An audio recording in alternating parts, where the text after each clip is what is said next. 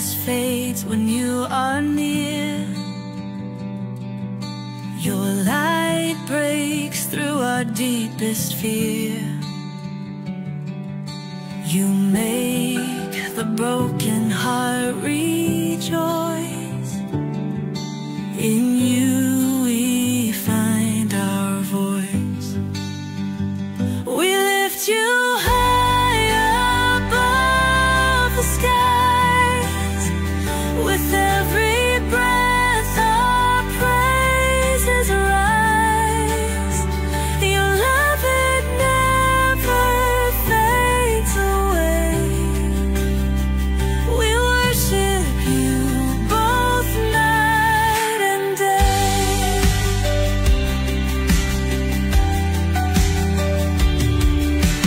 Chains are broken in your name. In you we are never the same. Your power flows like mighty streams, fulfilling all our dreams. We lift you high above the skies. With every breath our praises rise. Your love, it never fades away. We worship you both night and day.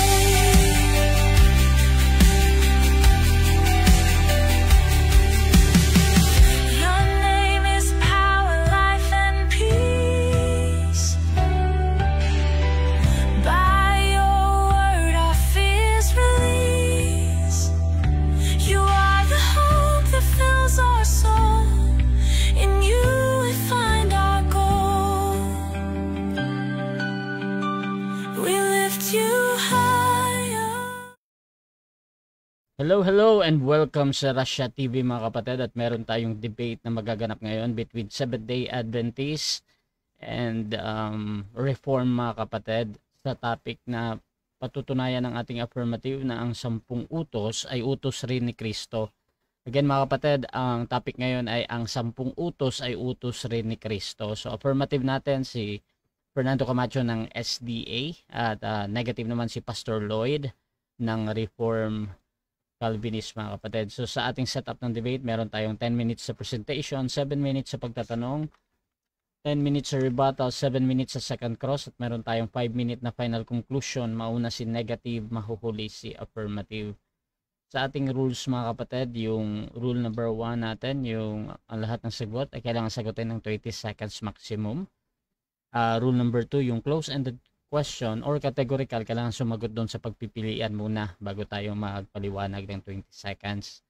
Rule number 3, kung hindi niya sasagutin or ang tanong or wala doon ang sagot niya sa pagpipilian, so meron kayong pagkakataong magpaliwanag ng 10 seconds.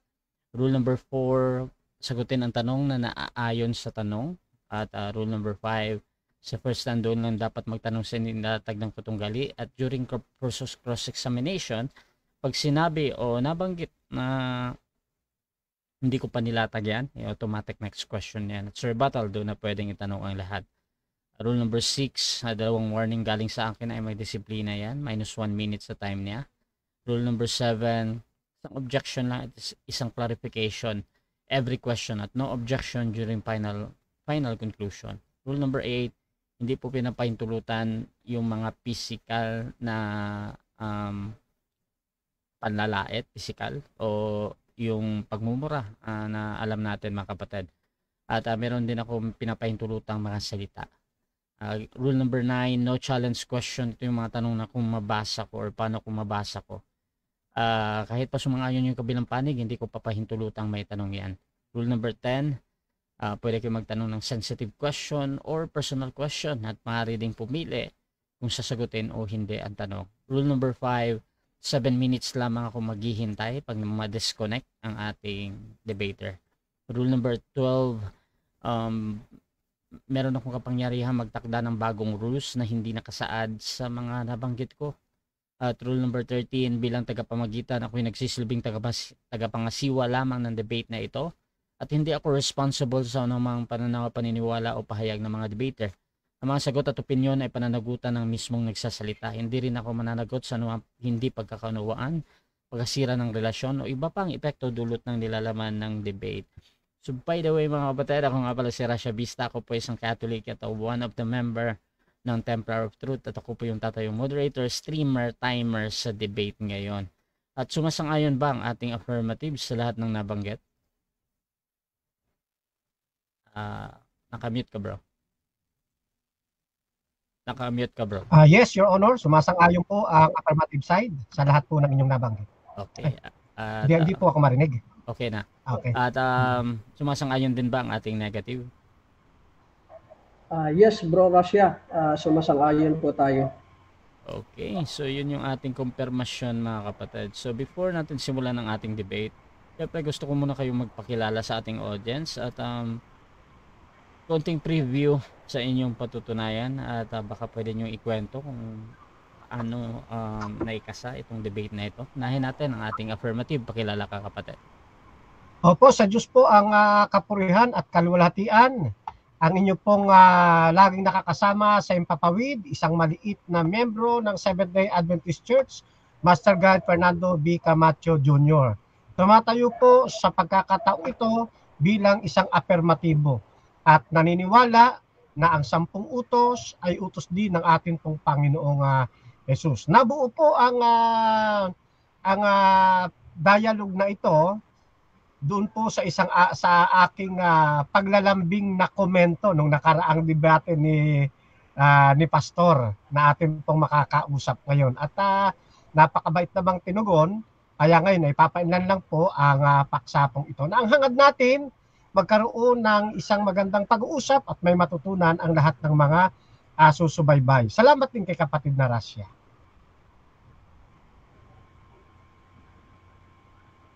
Pakilala din yung ating tututol naman. Pakilala ka, Pastor.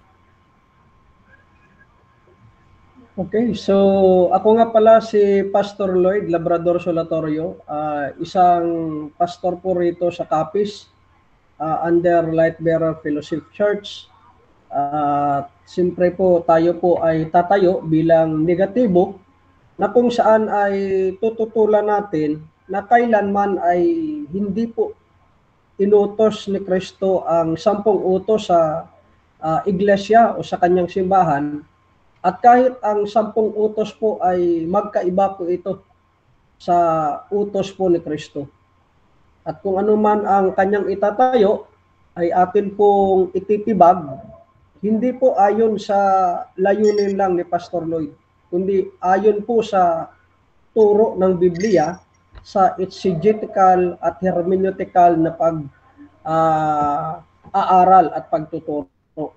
So, doon po nabuo yung pag-sit ng debate sa debate po namin ni Denmark. At siyempre tayo naman po ay may mabuting naririnig na reputasyon kay Bro Camacho na maayos at professional naman sa pakikipagdebate, na yung paksa po natin na pag-uusapan at tututulan ay patungkol naman sa aral. Kaya tumugon tayo sa kanyang lambing upang lahat po ay matuto kung ano po ba talaga ang totoong aral ng Biblia na dapat magpatuloy at hindi magpatuloy. So yun lamang po mga kapatid. Pagpalain po kayo ng ating may kapal. Okay mga kapatid, sa nasa live dyan, please share yung ating live streaming ngayon. Kung gusto nyo yung mga ganitong pag-uusap mga kapatid, at you can tag your friends mga kapatid. Just simply comment at highlights mga kapatid or at followers kung meron kayong ganyan, para automatic mga kapatid na nakatag na sila. At mas madami pang makapanood ng mga ganitong pag-uusap. So bibigyan ko na ng 10 minuto sa unang pagpapahayag si Fernando Camacho ng SDA sa kanyang patutunayan na ang 10 utos ay utos rin ni Kristo. Fernando Camacho ng SDA, your time start now, bro. Opo, muli po sa Diyos po ang kapurihan at kaluwalhatian. Siya ang hangad natin na maitaas sa magiging huntahang ito ngayon pong gabi. Okay? Tulad po ng aking nabanggit, ang inyo pong malit na lingkod kay Kristo ay tumatayo po bilang tagapagpatunay na ang 10 utos ay utos rin ni Kristo. Naniniwala tayo mga kapatid sa titulo pa lang o sa paksa pa lang na na makikita ninyo sa screen. Naniniwala rin tayo na ang 10 utos, utos din po ng Ama. Ano ho? Ayan. Kaya nga nakalagay dyan, ang 10 utos ay utos rin ni Kristo. Bakit po natin tinitindigan at bakit tayo naniniwala na ang 10 utos, utos rin ni Kristo? Ayan. Ganito ang ating mababasa sa Kapitulo 13 ng Aklat ng Hebreo, talatang 8. Si Jesucristo noong nakaraan ay siya rin sa kasalukuyan at siya rin magpakailanman. Naniniwala po ang mga kaibigan ninyong Seventh-day Adventist, ang mga Seventh-day Adventist, na walang panahong hindi umiral ang ating pong Panginoong Jesucristo. Siya po ay kinikilala nating Diyos na walang pasimula. Kaya bago pa magkatawang tao, ang ating Panginoong Jesucristo ay umiiral na siya sa lumang tipan. Sapagkat ang ating Panginoon, ang sabi dito, siya yung nakaraan, siya rin yung kasalukuyan, at siya rin magpakailanman. At sa pag-iral niya ito sa lumang tipan, mga kapatid, naniniwala kami na siya po ang nagbigay o actual na nagbigay ng 10 utos sa bundok ng Sinai. Ano pa ang katunayan natin? Mababasa naman natin ito sa aklat muna ng Juan, Kapitulo 1, talatang 1 hanggang 3. Sa pasimula ay ang salita at ang salita ay kasama ng Diyos at ang salita ay Diyos. Sa simula ay kasama na siya ng Diyos. Lahat ng mga bagay ginawa sa pamamagitan niya at kung wala siya ay hindi nagawa ang anumang bagay na ginawa. Kaya kung paano ang Ama ay nag-i-exist, ang ating Panginoon ay nag-i-exist. At tinawag nga siya rito na salita. Sapagkat naniniwala po kami, ang Panginoong Jesucristo, ang siya pong isinugo ng Ama sa kategorya ng Angelus, sa konseho ng Kadiyusan. Kaya ang tawag po sa kanya ay Berbo. Yan, ang Berbo ng Diyos. Sa isang talata naman ng Juan, Kapitulo 8, 58, maging sinasabi rito, katotohanan anyang sinasabi ko sa inyo, sabi ng ating Panginoon, bago pa man si Abraham, ay ako nga, nagdudumilat po ang katotohanan na umiiral ng ating Panginoon. At isang katunayan niyan, doon po sa Kapitulo 3 ng Exodus 13 hanggang 15, yung terminong ako nga na sa 1:858, siya ring ginamit at ipinagpakilala ng ating Panginoong Diyos kay Moises, samantalang isinusugo si Moises at bibigyan ng mga tapyas na bato. Ang sabi nga rito sa 3:13 hanggang 15 ng Exodo, ako ay ang ako nga. Nakita nyo po, binigyan ko ng highlights, Yan. Yan po ang pakilala ng Diyos na kumakausap kay Moises, na siyang magsusugo kay Moises, mga kapatid, at magbibigay din ng 10 Commandments. Kaya naniniwala ang Seventh-day Adventist na ang ating Panginoong Hesus sa pagpapakilalang ako nga, siya po ang nagbigay ng 10 utos kay Moises. Siya yung aktual na nagbigay. Yan, ngayon, sundan natin sa Kapitulo 6, talatang 2 at 3, at ang Diyos ay nagsalita kay Moises at nagsabi sa kanya, ako'y si Jehovah. Sa ibang version po niyan ay Yahweh.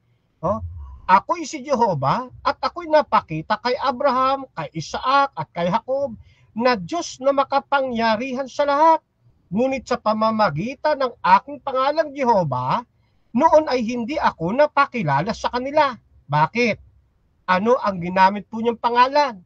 Ayun po, yung nabasa natin ho kanina. Ano ho? Na ako nga. Ayan. Hindi siya napakilala sa pangalang Jehovah, kundi sa taguring ako nga. Pero sa bandang huli, nagpakilala siya bilang siya si Jehovah.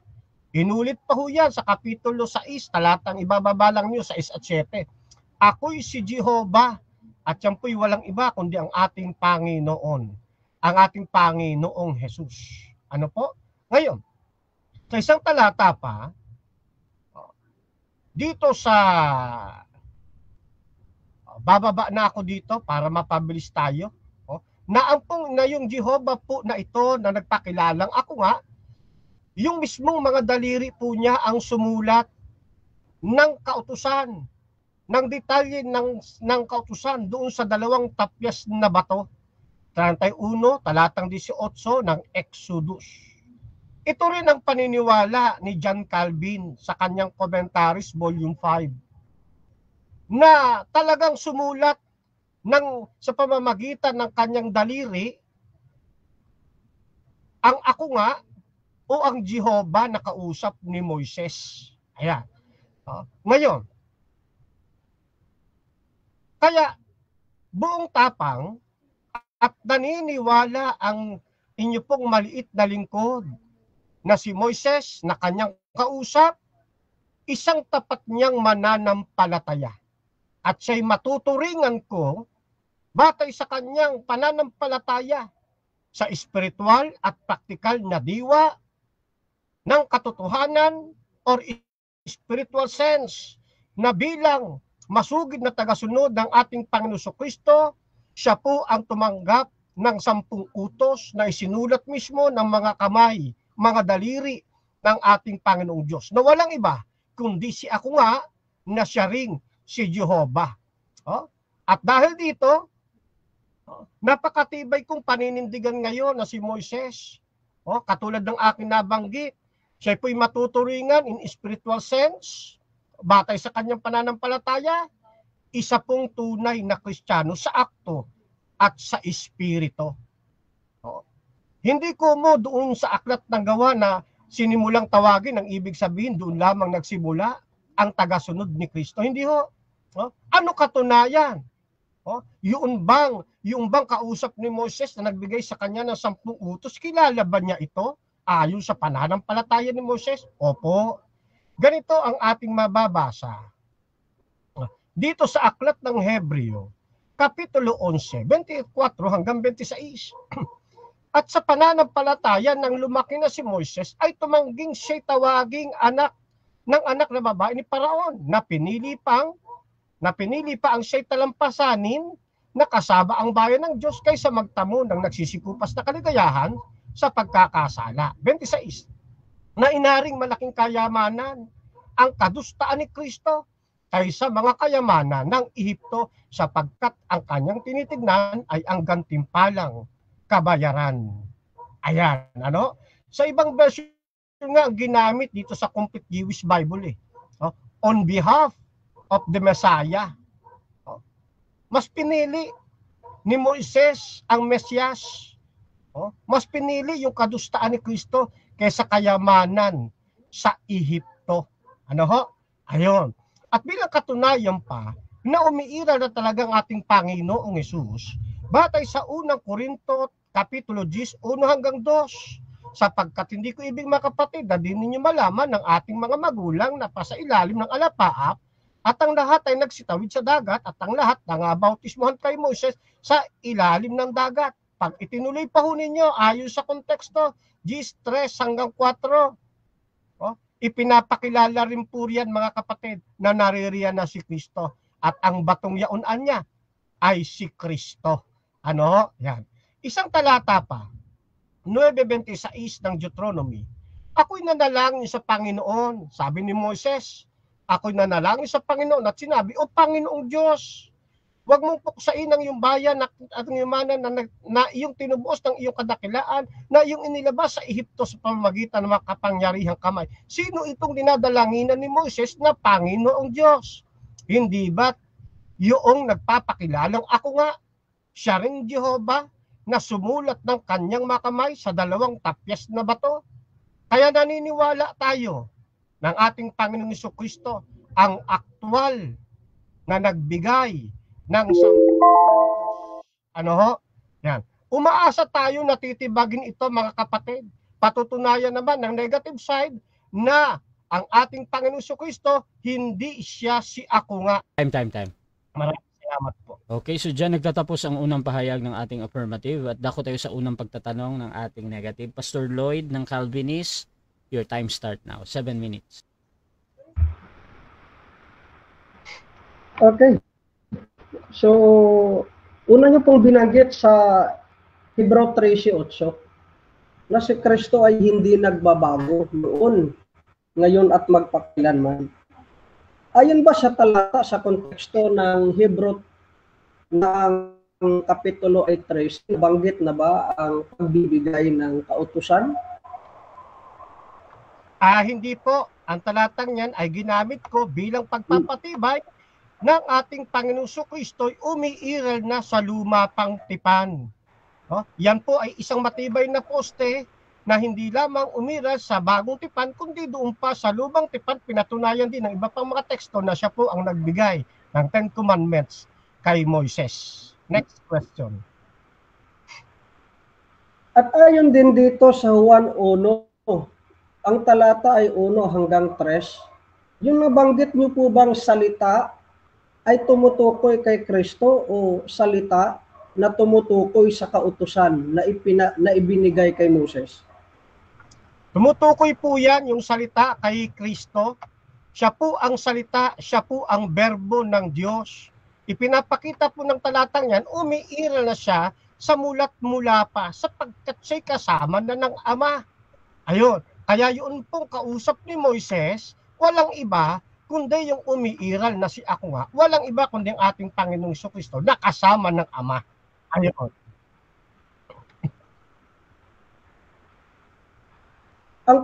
Ang paksa kasi natin dito ay hindi kung umiiral na si Kristo, kundi papatunayan mo na ang kautusan na 10 utos ay inutos ni Kristo. Dito ba sa Juan 1:1-3, tatanggapin mo ba na dito ay hindi at wala kang mababasa na nag-utos si Kristo na ang 10 utos ay dapat ipatupad sa kanyang iglesia?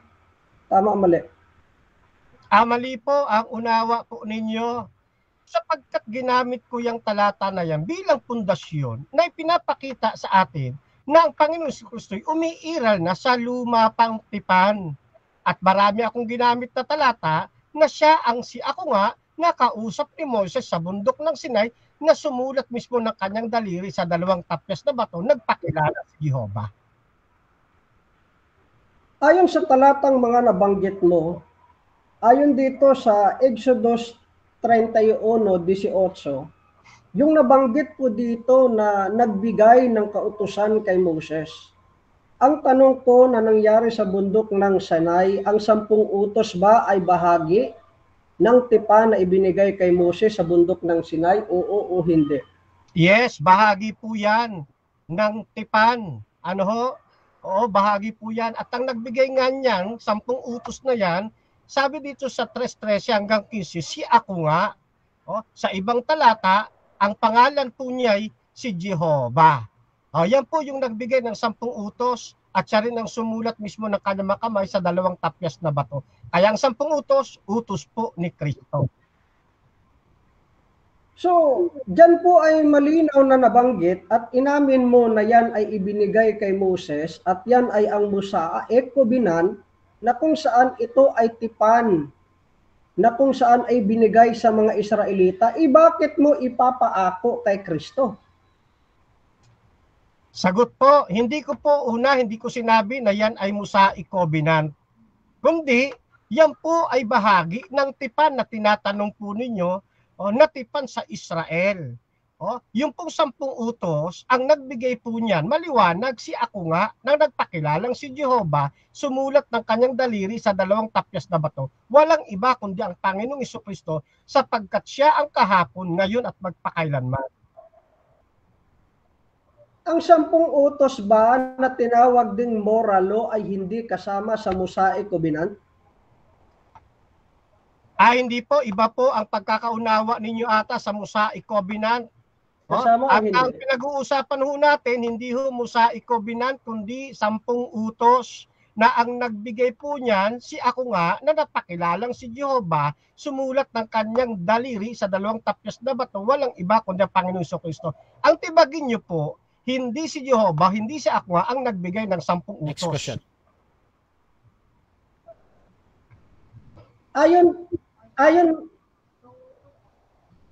Ayon sa Mosaic Covenant, ayon sa inyong pagkakaunawa, ito ay tumutukoy saan? Pardon, ano ho yung tanong ninyo? Time stop muna. Paulit ng tanong daw. Pakilinaw.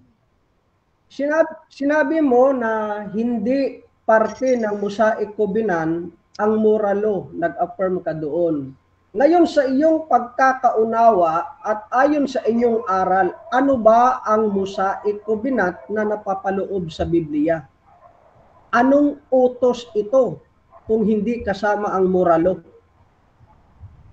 Okay, sagot po. Yan po ay bahagi ng tinatawag na ceremonial law. Yung pong 10 utos, yan po ay tipanan natin sa Diyos. Hindi po yan pagpantipan kay Moises. Yan po ay tipan sa Diyos. 4:13 ng Deuteronomy. Ano ho? Kaya, patunayan po ninyo, hindi si ako nga ang nagbigay ng 10 utos. Kasi pag si ako nga yan, si Kristo po yan. Next question. Ang moral law ay siyang ceremonial law o ang 10 utos ay ceremonial law at hindi moral law? Hindi po, magkaiba po ang Sagot po. ceremonial law, iba rin ang moral law. Yun pong moral law, yan po yung 10 utos na ibinigay mismo na aktwal ng Panginoong Jesucristo sa lumang tipan. Yung ceremonial law naman, may kinalaman naman yun sa paghahandog ng mga tupa. Sa handugan po yun, kaya magkaiba po. So ngayon, sabi mo kanina, ang 10 utos ay ceremonial law, tapos ngayon binawi mo na, saan ba talaga yung tunay na turo ninyo? Ang moral law na 10 utos, ceremonial o hindi? Kailanman hindi ako magkakamali at hindi ko mapapag-rumble yan. Basic po yan sa amin. Iba ang moral law, iba ang ceremonial law. Yun pong 10 utos ay moral law. Objection, moderator, hindi po siya sumagot. Lloyd, ano yan? Objection? Pa-affirm ako kung ang moral law na 10 utos ay ceremonial law. Dahil kung babalikan niya yung video na sinabi niya na ang 10 utos ay ceremonial law. Tapos yung pangalawa, sinabi niya na ang ceremonial law ay tungkol sa pag-aalay. So medyo nalilito po dito, kailangan niya po ng klarong sagot. Okay, baka may counter objection objection. Proceed lang. Yes, hindi ata nakinig ng maayos ang aking negative side. Kasi kailanman hindi ko mapapag-rumble po yan.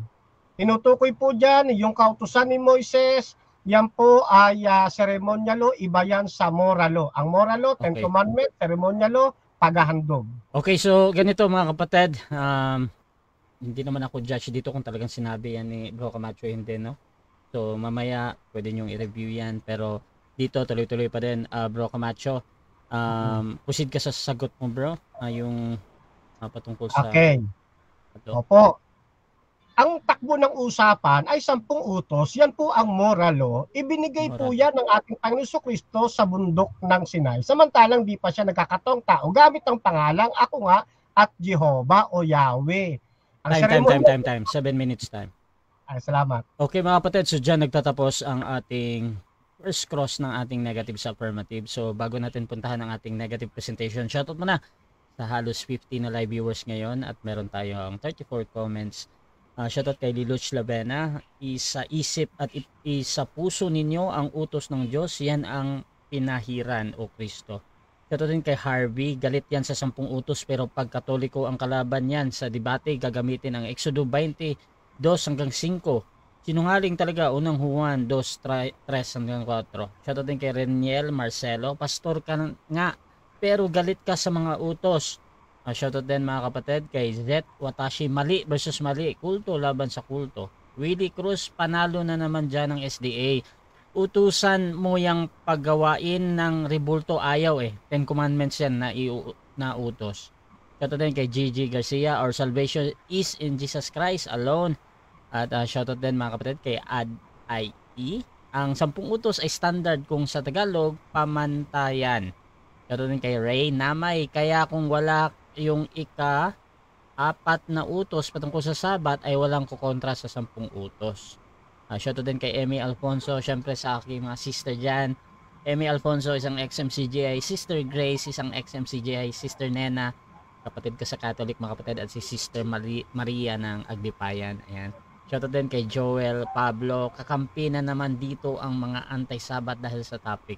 Shoutout din kay Kit Pat, God bless bro Cap Fernando Camacho Jr., kay Ricky Bell Masdelanon, God bless you Sir Fernando.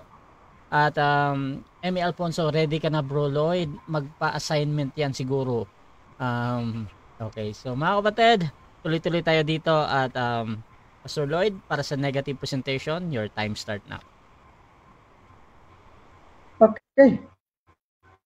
So mga kapatid, hindi po tayo galit sa 10 utos. Galit po tayo sa nagmamali ng turo, sa hindi nakakaunawa ng turo, sa pinapasunod ang kautusan na hindi man lang ito inutos. Doon po tayo galit sa winawalang hiya ang salita ng Diyos at hindi inaalam ang tunay na turo kung inutos ba ito sa simbahan o hindi. Doon po tayo galit mga kapatid. Kaya dito po ay ipipresent ko po sa inyo na kung saan ang 10 utos, mga kapatid, ito po ay utos po na ibinigay kay Moses o tinatawag natin na law of Moses. Ito po ay hindi ipinangaral ni Kristo bilang utos sa simbahan. Marami po siyang talatang ginamit. Hebrew 13, Juan 1, Juan 8, Exodus 3. Pero lahat naman po yun ay hindi po ayon sa aming paksa. Yun po ay tumutukoy sa kalagayan ni Kristo nung hindi pa siya naisilang. Isa na yung dapat niyang itayo, yung talagang nagturo si Kristo, na tinuro niya talaga ang 10 utos sa simbahan. E paano po tayo maititipan? E wala namang may naitayo. Kaya kung gitman po ang kautusan, ang tanong, kaninong kautusan iyan? Kay Moses o kay Kristo? So dito po mga kapatid ay ang kautusan po ay ginamit lamang upang ipakita na tayo'y makasalanan noong hindi pa tayo nanampalataya. Pero nung naging Kristiyano ka na, anong kadahilanan bakit pa ipapatupad ang kautusan sa simbahan na kung saan ay tinupad na ni Kristo? Ang kautusan mga kapatid, ito po ay hinanda tayo para po tuparin ang kautusan ni Kristo, hindi ang kautusan na ibinigay po kay Moses. So mukhang hindi po alam ng mga SDA yung exegetical at theological na pag-aaral. So dito po pag-aaralan po natin ang law of Moses at law of Christ are not the same. Tandaan nyo ito mga kapatid, yung law of Moses ay temporal covenant na ibinigay sa mga Israelita. Hindi po yan ibinigay sa simbahan. Isang talata, bigyan mo ako kapatid na Camacho. Kung may isang talata ka by context na nagsasabi na yan ay inutos sa simbahan, bukas din magiging SDA na ako. So ang object natin dito ay papatunayan natin na ang 10 Commandments ay bahagi po yan ng Old Covenant na natapos na ni Kristo. Ibalikan nyo man yung talata, ginamit niya din po yan kay RA nung nakaraan. Isabi niya, yung moral law ay ang seremonyal. Nagkabuhol-buhol po siya doon. Sabi naman sa comment section, wala daw sinabi si Camacho. Pagkatapos po ng aming debate, i-rebat po natin yan dahil wala po tayong panahon para dyan. Nabalikan pa. So dito po mga kapatid, unang latag ko po ang textual na argumento. Ano ba mismo yung sinasabi ng teksto? Ang Law of Moses ay covenant po yan, specific para sa mga Israelita. Ginamit niya po yung Exodus 31:18. Pero hindi niya po inalam kung ano po ba yung sinasabi sa talata. He declared to you His covenant, the Ten Commandments. Para kanino? Ang Ten Commandments. Napakalinaw po mga kapatid, yung covenant po ay sa Israelita, hindi universal moral law. Ni never nga na nainutos sa simbahan. At ayon po sa exegetical na punto, ang Hebrew po na ginamit diyan na biret ay malinaw po ito ay agreement between Yahweh and Israel. Hindi ito ibinigay sa hintil o sa simbahan. Dahil pag ibinigay ito sa hintil na mga mananampalataya, bakit sa Acts chapter 15? Hindi inutos ng mga apostoles kahit na ang Sabat na ipangilin. Balikan niyo po yung Council of Jerusalem sa Acts chapter 15. Saan po doon ang Law of Moses at 10 utos na inutos sa mga hintil na mananampalataya? Wala po tayong mababasa. Kung ganon ka-importante ang 10 utos, bakit hindi inutos? Sabi nga nila sa kanilang konklusyon, naging kabigat na po iyon. Hindi nga nila masunod. Ipapasunod pa nila sa mga hintil na mananampalataya. Mga kapatid, kapag sinabi po na law sa New Commandment o sa New Testament, yan po ay nomos.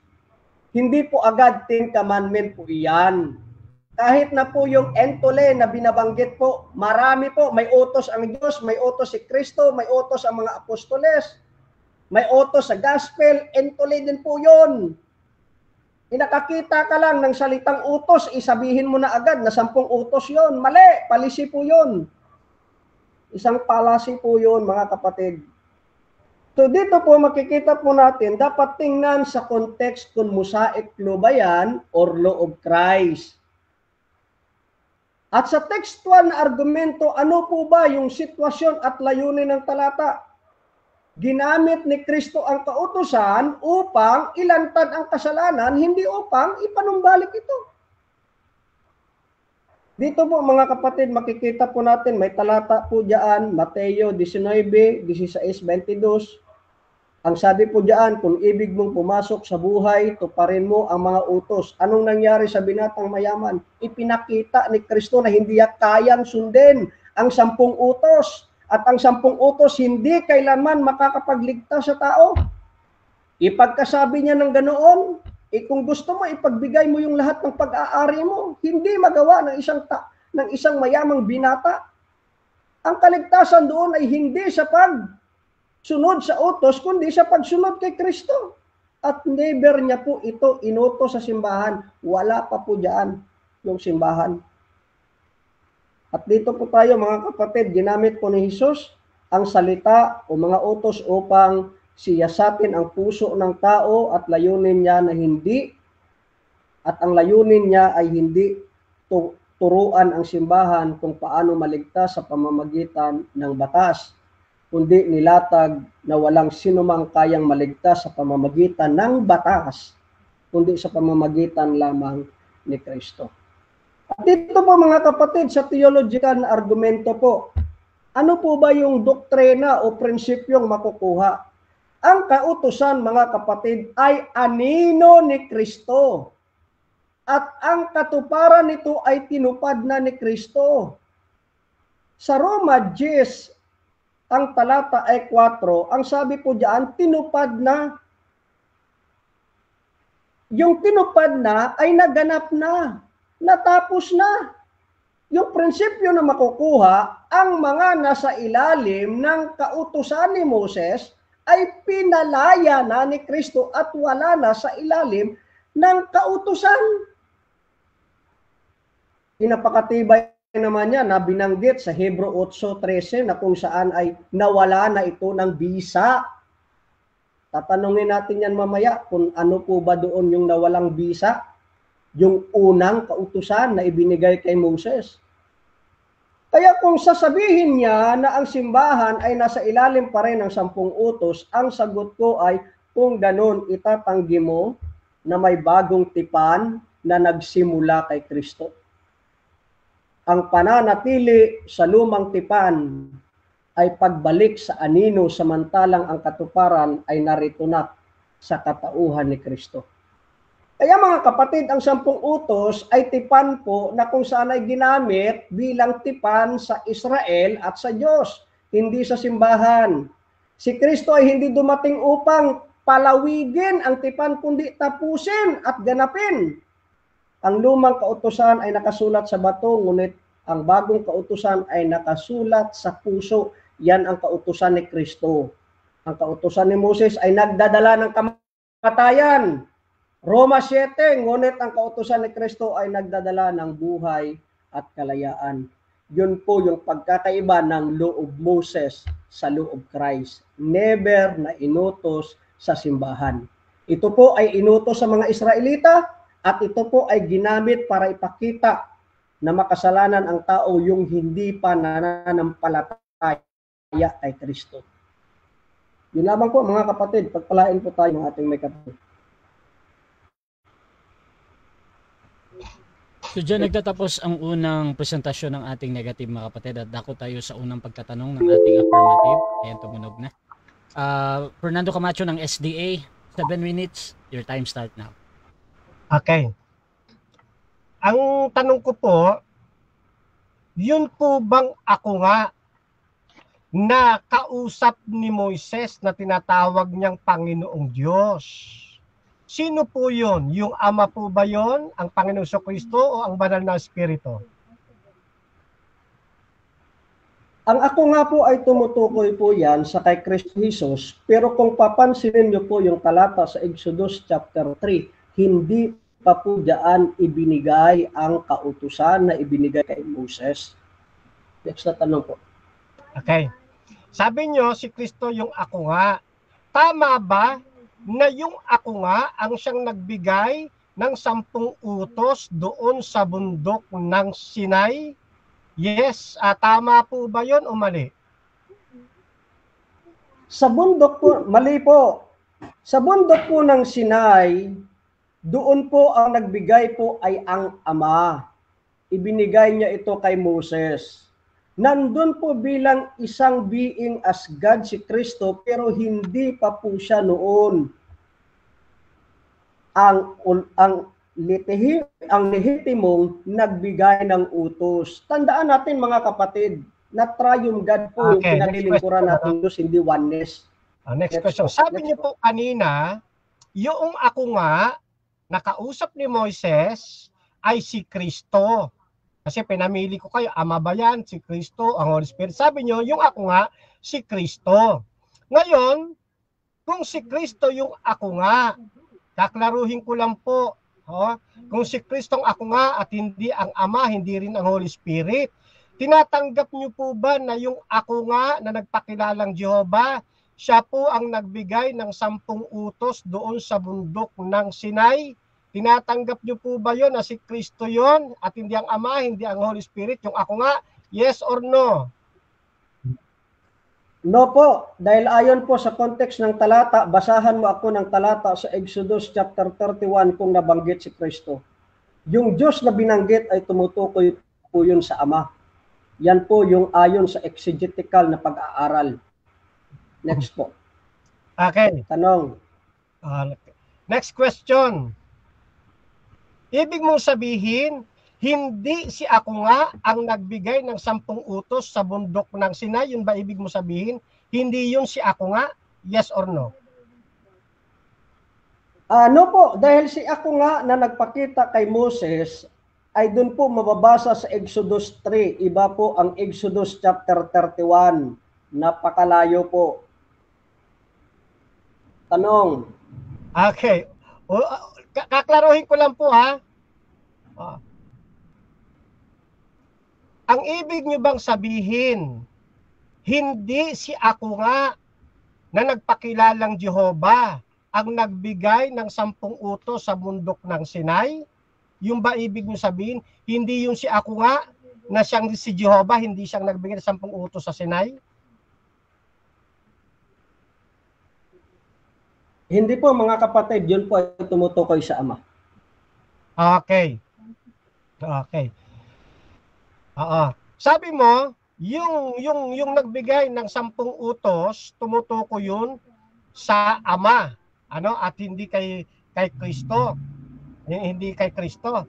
Ngayon, dito sa Deuteronomy, tinatanggap mo ba itong Deuteronomy 9:28? Ang kausap dito ni Moises ay 9:26. Tinatanggap niyo po ba ang kausap dito ni Moises, yun pong nagbigay ng 10 utos doon sa Sinai?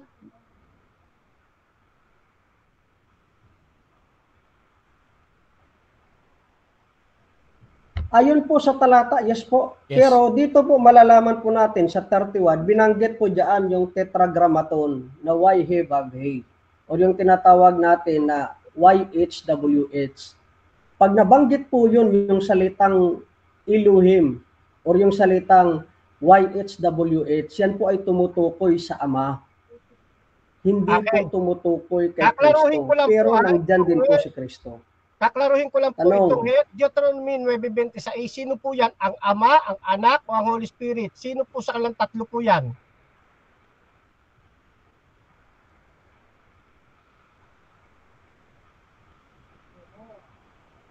Dito po sa context, makikita po natin dito na kung saan ay magkakasama po sila. Pero yung direct po na nagbigay ay ang Ama, hindi si Kristo. Okay. Tanong, Next. Sabi Next question. dito ng talata, ano ho? Huwag mong pupuksain ang iyong bayan at ang iyong mana. Kung yan ay Ama, sino ang nagbigay ng mana sa Ama? ang nagbigay ng mana sa kanyang si Kristo po mga kapatid.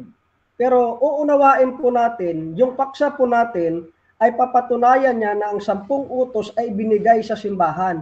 Ang tinutukoy ng talata ay sa mga Israelita, hindi po yan simbahan. Kaya mali po ang context ninyo. Okay. Next, tanong po. Sabi mo, yung Ama yan, at ang nagbigay ng mana, si Jesus Christ. Sabi mo kanina, tatlo silang, ganito na lang, ano? Sabi mo kasi yung Ama yan, ano? At ang nagbigay ng mana sa Ama, Jesus Christ.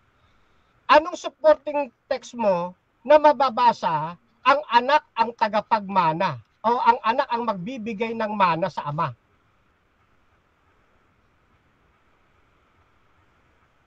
Objection, moderator. Objection, hindi po proceed. yan natin paksa at hindi ko rin yan nilatag.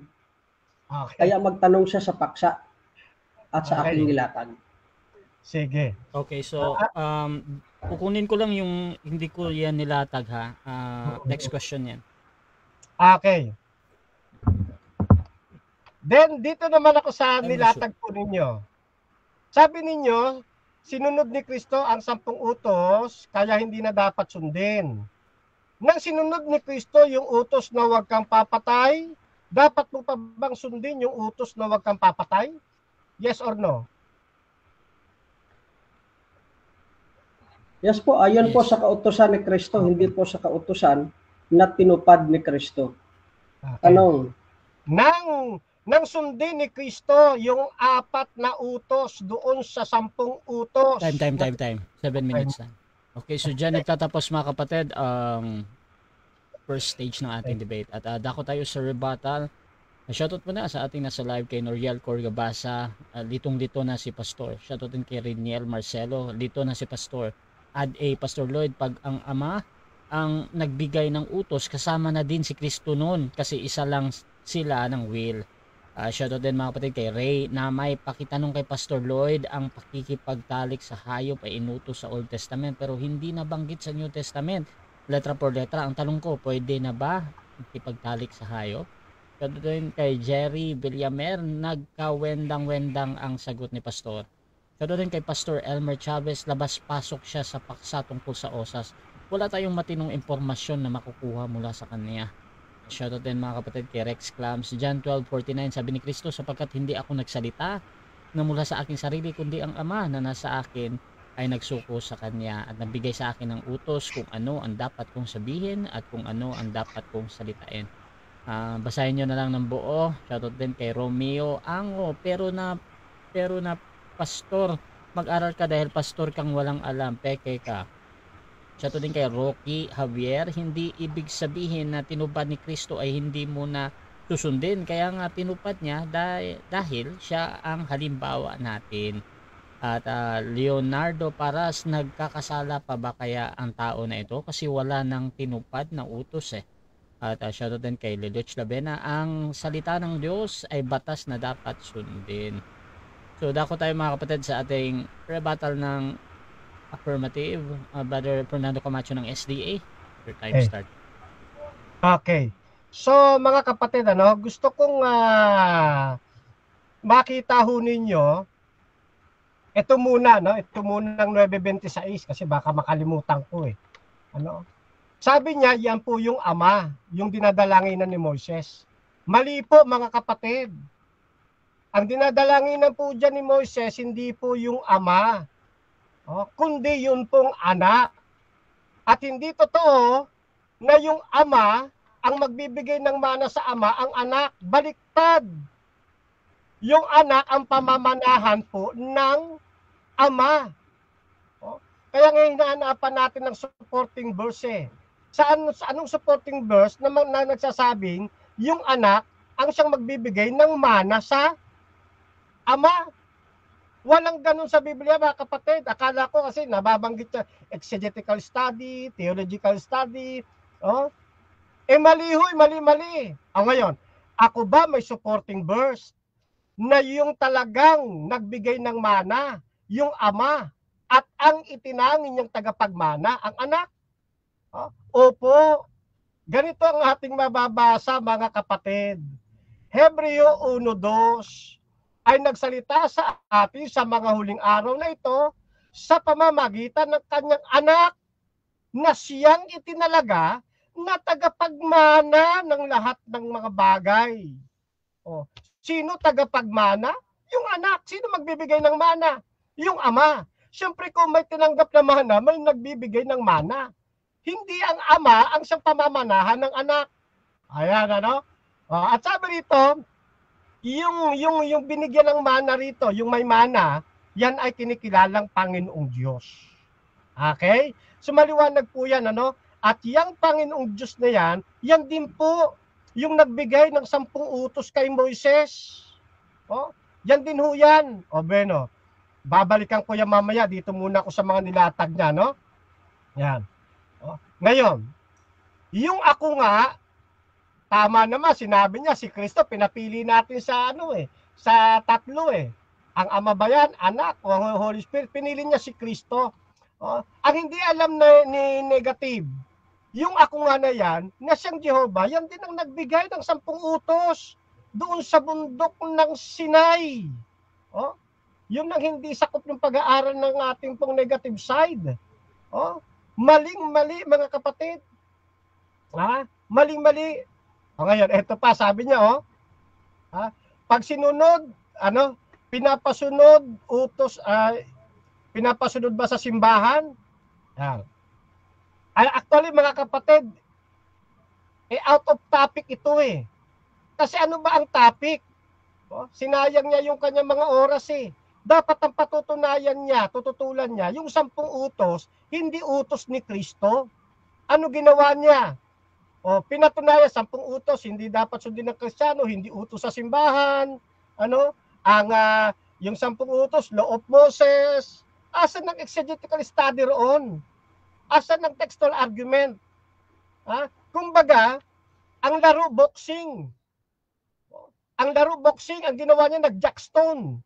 Wala sa paksa, dapat tibagin ng negative na yung 10 utos hindi utos ni Kristo. Hindi pinag-uusapan dito kung yung 10 utos dapat sundin o hindi dapat sundin. Dahil ang topic yung 10 utos, utos rin ni Kristo. Yun po yun eh. Bueno, papatulan natin kasi sabi niya, pag may nabasa raw ako, kahit na 1 talata. As a runner na halos everyday. Utos sa Kumbaga, utos yan sa church. Utos sa simbahan. Nagte-training. Siya. Ewan ko kung tutupad po siya, ha? Ganito sabi ng talata, mga kapatid. 7:38 ng gawa. Ano sabi? Ito yaong naroon sa iglesia sa ilang, nakasama ng anghel na nagsalita sa kanya sa bundok ng Sinai, at kasamang ating mga magulang na siyang nagsitanggap ng mga aral na buhay upang ibigay sa atin. Utos ba sa iglesia? Utos! Sinong iglesia ang unang inutusan? Iglesia sa ilang. Ibinigay na ba 10 utos dyan? Yes! Doon sa bundok ng Sinai. Di utos sa iglesia. Ano pa? Na siyang nagsitanggap ng mga aral na buhay upang ibigay sa atin yung mga existidong church sa New Testament na ang member ay mga Hudyo. Ibinigay din sa kanila yung 10 utos, yung mga aral na buhay sa ilang. Church na ba? Church yun! Kita nyo na? Kulang sa pag-aaral talaga, mga kapatid ngayon.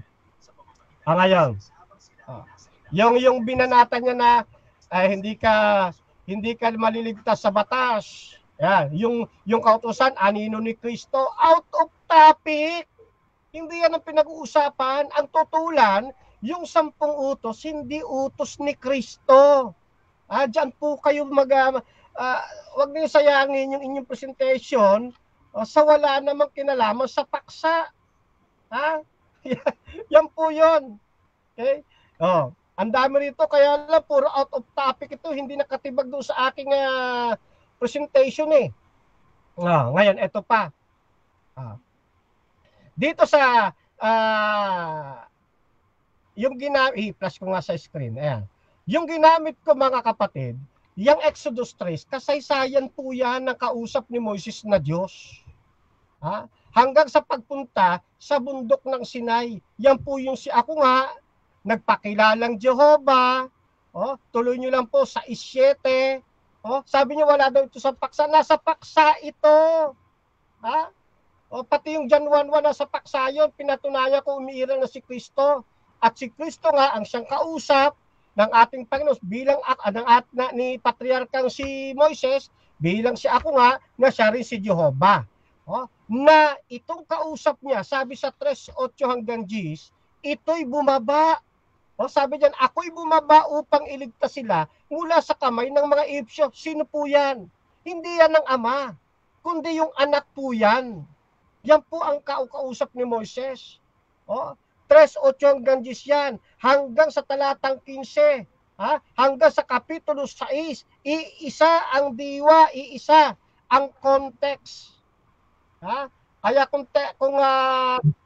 okay, thank you po. Kaya kung exegetical at theological study pag-uusapan, ito nagsasabi ng totoo. Yan po yan.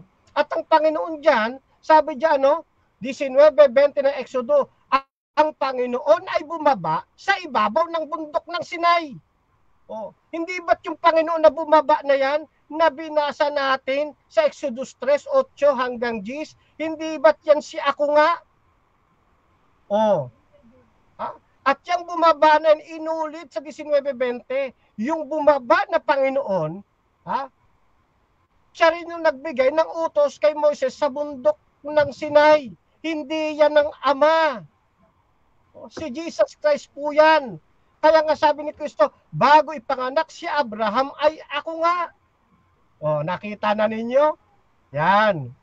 Kaya pagkasalat sa pag-aaral hindi talaga are At ito, yung pong Diyos na kausap ni Moises, na siyang Diyos ng Abraham, Isaac at Jacob, siya po yung tinutukoy na angel ng Panginoon. Angelus, ibig sabihin sugo. Yung ama hindi po sugo, kaya hindi yun ang bababa. Sino ang sugo? Sa kategoryang angelus o messenger. Si Jesus Christ po, kaya ang tawag sa kanya ng John 1:1 Verbo. Siya kasi yung messenger. Siya yung angelus. Ganun po yan, mga kapatid. Yan ang hindi sa atin matutulan ng negative side. O ngayon, yung ginamit ko sa Korinto, tinutulan ba? Hindi tinutulan eh. Di ba? Yung sa Hebreo 11, natutulan ba? Hindi rin. Mas pinili ni Moises kadustaan ni Kristo. Bakit? Kasi siya kausap eh. Nakausap ni Moises. Yan, no? Kaya dito, napakalabo mga kapatid, na hindi si Kristo ang nagbigay. Ngayon, dahil wala na akong oras eh, ang gusto ko namang marinig kasi sabi niya yung ama raw yung nagbigay doon sa dapat mapatunayan sa atin na yung bumaba sa bundok ng Sinai ang ama. Ayan patunayan sa atin na ang bumaba sa bundok ng Sinai ang ama. Aabangan ko po yun. At susog na talata na ang ama ang siyang pinamanahan ng anak. Ayan. Yan po ang gusto natin mamaya, mga kapatid. At saan sa writings ni Calvin as tapos na. Salamat po. Okay, so dyan nagtatapos mga kapatid ang rebuttal ng ating affirmative. So dako tayo sa second cross ng ating negative. Pastor Lloyd, your time start now.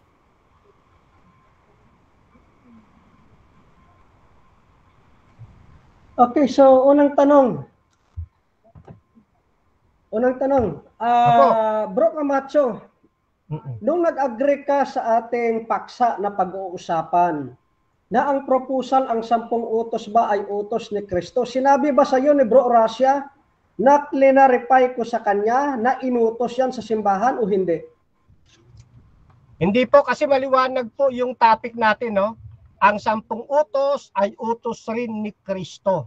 Diyan po kayo mag-stick sa topic. Yung pong deliberation po ninyo na yan, out of topic na po yan. Maliwanag naman ang topic natin eh.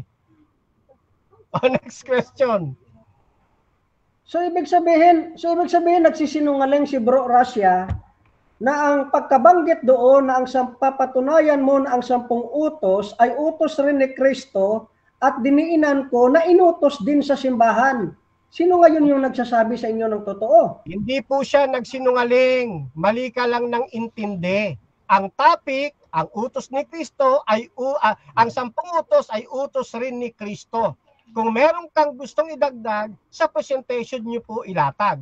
Kaya lang, nung nilatag ninyo, out of topic. Kaya kayo po ang hindi nakaunawa sa paksa.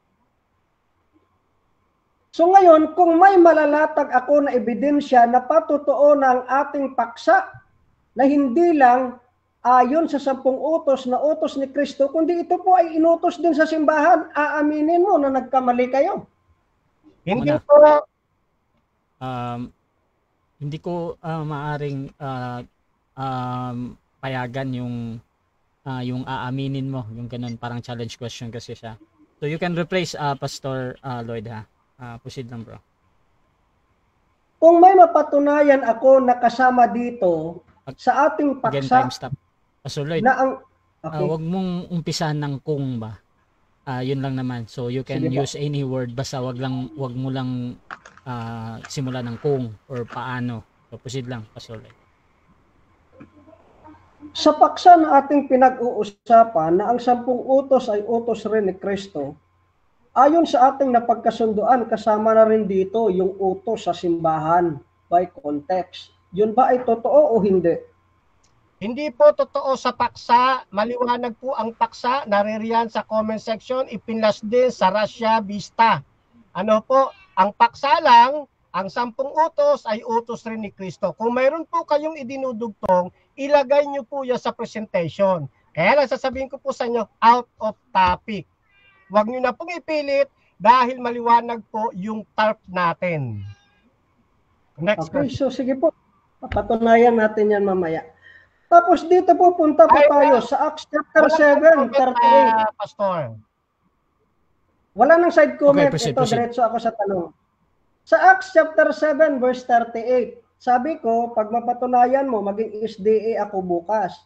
Ang Iglesia ba dito na tinutukoy ay tumatukoy sa New Testament na church? na sumusunod kay Kristo ngayon? Oo o hindi? Yes! Kasi sabi riyan na siyang nagsitanggap ng mga aral na buhay upang ibigay sa atin sa panahon po ng New Testament. Ano po? Meron na pong tinatawag na invisible church ang New Testament. Yun pong mga tagasunod ni Kristo. Kasama nga dyan si John the Baptist at ang iba pang mga Hudyo sa Bagong Tipan.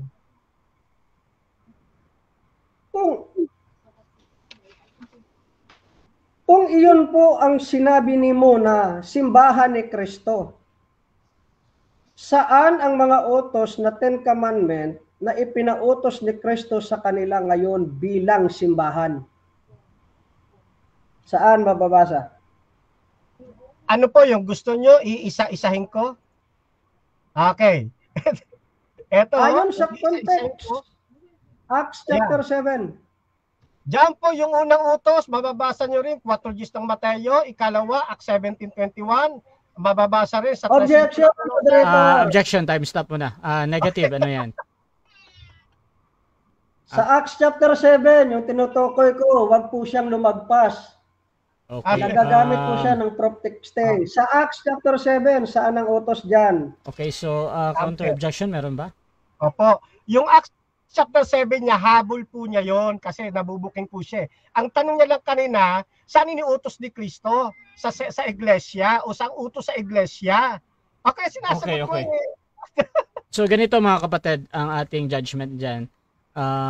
Yung first glance ko talaga sa unang tanong, yung naghahanap ng talata ba? Now, yung objection na doon na sa Acts 7 na mas detailed pa, ang tinatanggap kasi ng ating sumasagot is yung unang nabanggit mo, Pastor Lloyd. So you can follow up naman yan mamaya. Pero dito, talata lang, Bro Camacho, proceed bro. Opo. Ayan po, inilagay ko na po dyan mga kapatid, naka-screen sa screen natin, yung 10 utos sa Old Testament, umiiral pa rin, utos pa rin sa iglesia sa New Testament.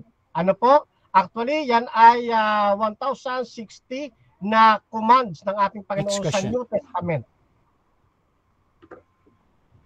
Okay, sa Acts chapter 7, 38 po dito, ang pagkatukoy na testimony po ito sa Israel. Yan ba ay tumutukoy sa simbahan o hindi? Tumutukoy po kasi yan ay invisible church pa eh. Kasama po dyan yung mga Hudyo. Kasama na rin po kami dyan sapagkat nang muling ma-establish. Hindi naman kasi bago ang church eh. Itinayo lang ulit yung dati ng natumbang church. Ang tawag doon sa dati, iglesia sa ilang. Tumutupad doon sa 10 utos. Yung iglesia naman ngayon, na siyang tumanggap ng aral na pinagbigyan, tumutupad din sa 10 utos. Wala ka makikitang mamamatay tao dyan. Hindi sumusunod sa Panginoon na Sabat. Inaalimura ang mga magulang. Sumasamba sa ibang Diyos. Wala. Pero kung, mga kapatid, kung babalikan nyo po yung iglesia po sa ilang, nandun po lahat ng pagsuway, pagsimba sa Diyos-Diyosan, pagpatay, kaya nga dinisiplina sila at pinatay rin po ng ating Panginoon. Yung tanong ko, sabi mo, kasama kayo dyan. Sa iglesia sa ilang, saan doon yung 7 Adventist, sabi mo? Nanong doon na kayo? Kailan kayo na itatag? Mali po ang unawa po ninyo. Yun pong iglesia sa ilang, yun po ang dinudugsungan ng Seventh-day Adventist Church. Kasi, yung pong karakter ng iglesia sa ilang, masunurin sa kautusan. Kami po ay spiritual Jews, hindi literal sa katutubo. So pag sinabi mo kasama kayo, ibig sabihin, inaamin mo na ngayon na hindi kayo doon kasama, kundi dugtong lang kayo. Mali po. Sila po yung mga literal na Hudyo, pagdating ng Bagong Tipan, spiritual Jews na po yan. Pero yung aral na ibinigay sa kanila, yung aral na buhay, kung paano na sinusunod, ganun din natin sinusunod sa panahong ito. Kaya lang out of topic na kayo eh. Patunayan ninyo, hindi si Kristo ang nagbigay ng 10 utos. Yung po yun. Kasi tanong ninyo, wala na po sa paksa. Sige, babalikan kita dyan mamaya. Okay, Hebrew chapter 11. Hebrew chapter chapter 11, patungkol po yon kay Moses. Saan po doon na nabanggit na nagbigay ng utos si Kristo kay Moses? Yun po ay patungkol po ba? Ito yung tanong ko. Time. Yun 7 po ba ay minutes time. patungkol sa kaligtasan? Time na. Okay mga kapatid, so dyan nagtatapos ang second cross ng ating negative. So dako tayo mga kapatid sa ating rebuttal ng negative. Pero bago yan, shoutout muna sa ating nasa live kay Noriel Gabasa. Mukhang hindi naintindihan ni Pastor yung atin. Jeruel Sedenyo, mali pala ang pagpaksa, bakit lumaban pa? So umpisa pa lang, sana kung mali na, hindi na sana tinuloy. Shoutout din kay Leloch Lavena, ito ay ang pahayag ni Hesukristo na ibinigay ng Diyos sa kanya at kanyang inihayag kay Juan na alipin niya sa pamamagitan ng anghel ng kanyang isinugo. Shoutout din kay Jerry Villamer, aminin mo pastor, isa lang naman ayaw nyo sa utos sabat. At sabi ni Jerry, kapag ayaw sa 10 commandments, mga makasalanan dahil paglabag sa utusan ay kasalanan. Yudel Pabiluna, hindi naman mahirap sundin ang 10C. Ang mahirap ay ang labagin. Riniel Marcelo, isigisis ata pastor yung latag mo. Out of context lahat linatag mo at sinagot mo sa mga tanong.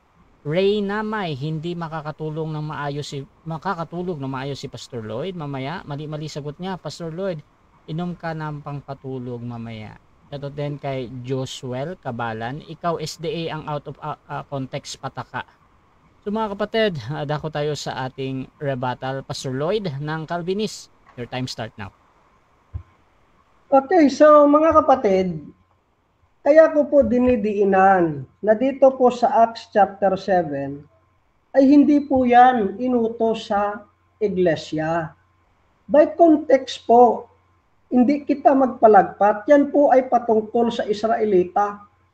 At ang Israelita, kailanman wala kang mababasa na ang simbahan ay spiritual Israel. Guni-guni nyo lang po yun. Tapos pangalawa, makakatulog po ako ng mahimbing mamaya dahil napahayag ko ang katotohanan.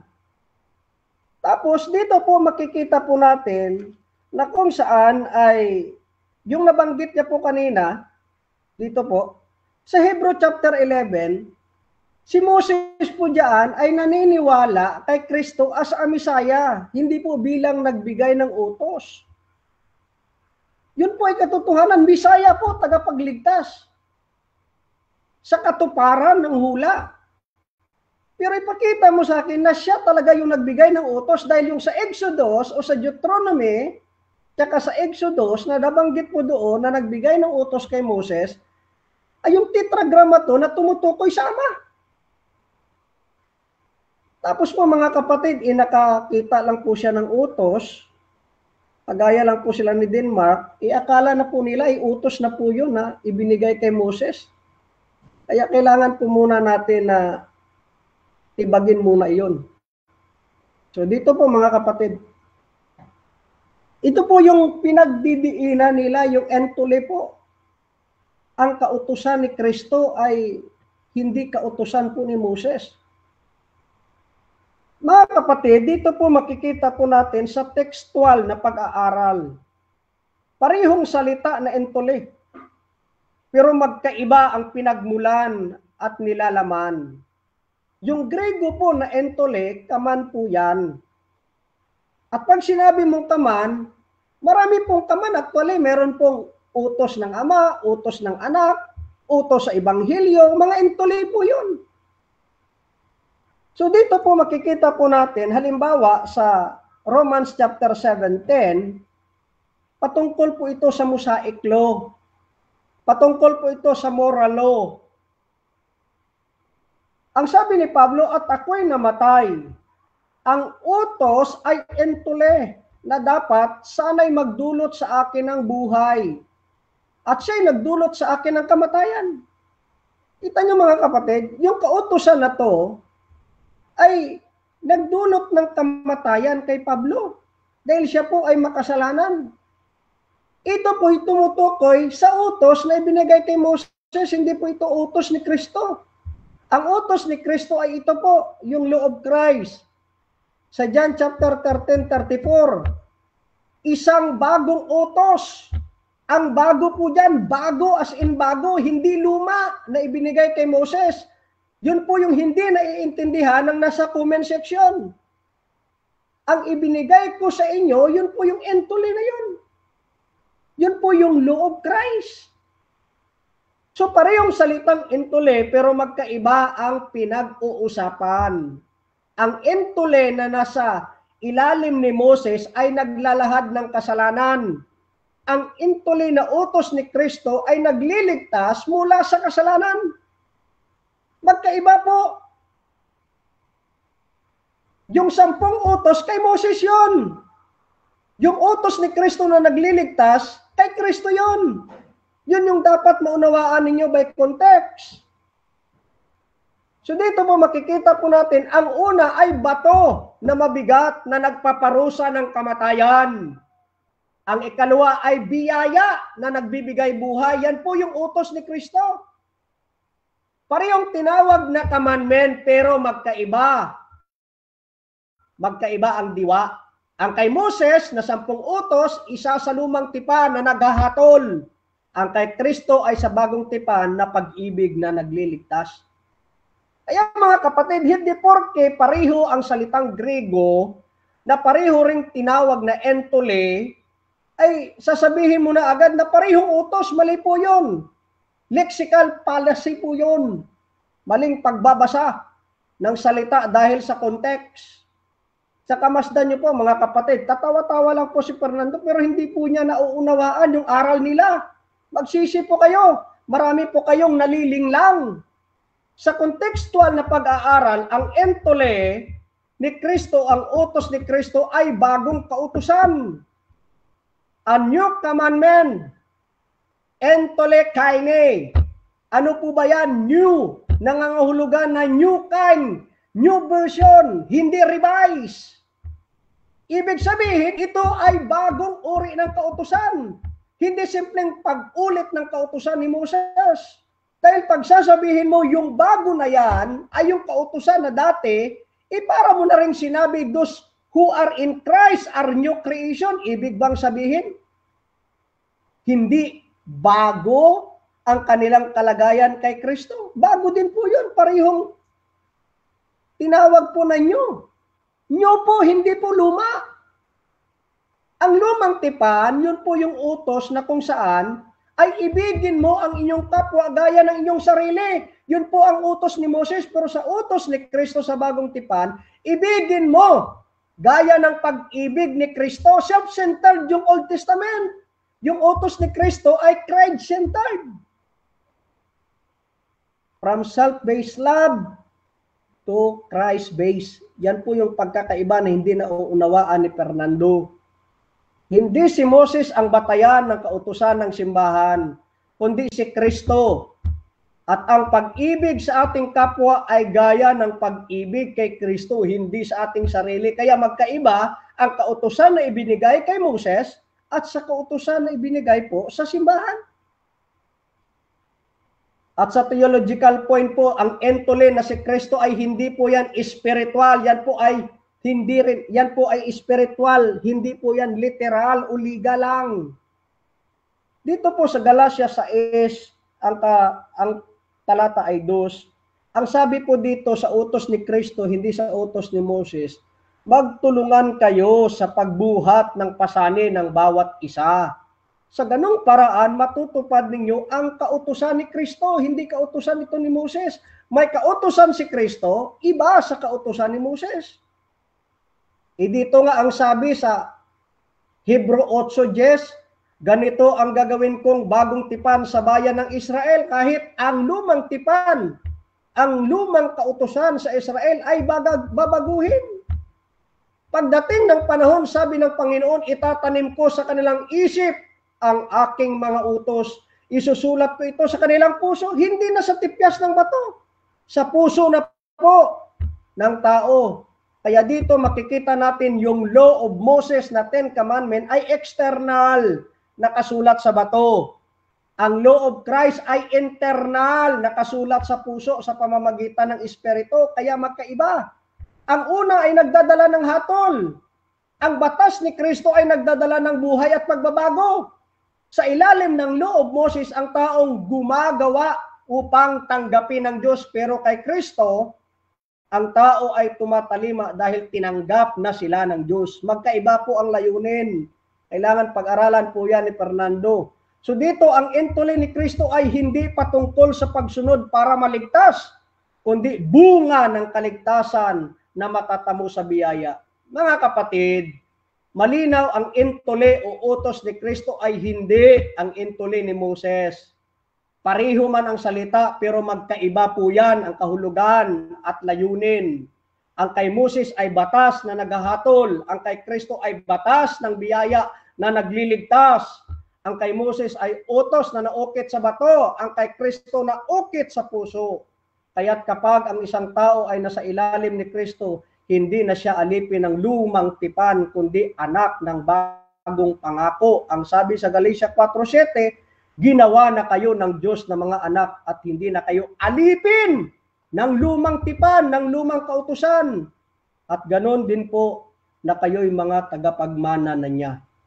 So tayo po, mula po sa pagiging alipin sa ilalim ng kautusan na ibinigay kay Moses, ginawa po tayong anak ng Diyos sa ilalim ng biyaya dahil siya po yung tumupad, dahil hindi po natin kayang tuparin. Ilegalismo pala yung mga SDA. Hindi nga nila matupad yung kautusan, ipapatupad pa nila sa iba. Inais din nila magturo ng kautusan, hindi nga nila nauunawaan ang ibig sabihin ng kautusan. Na magkaiba ang kautusan na ibinigay kay Moses at iba rin po ang kautusan na ipinagkaloob o pinag-utos ni Kristo. Tayo ay hindi alipin ng lumang tipan, kundi anak sa bagong pangako. Yun po yung katotohanan na makikita po sa talata. Ng ating may kapal, nawa po ay mabuksan po tayo na magkaiba ang loob Moses sa loob Christ. Time. Okay, so dyan nagtatapos mga kapatid ang rebuttal ng ating negative. At ako tayo sa second cross ng ating affirmative. Fernando Camacho ng SDA, 7 minutes. Your time start now.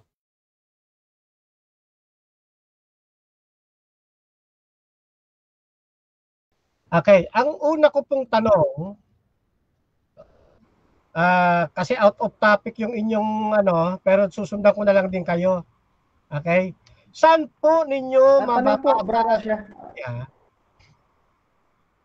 Saan po ninyo mababasa sa Biblia na kapag sinunod mo ang 10 utos, ikaw ay mapupunta sa dagat-dagatang apoy?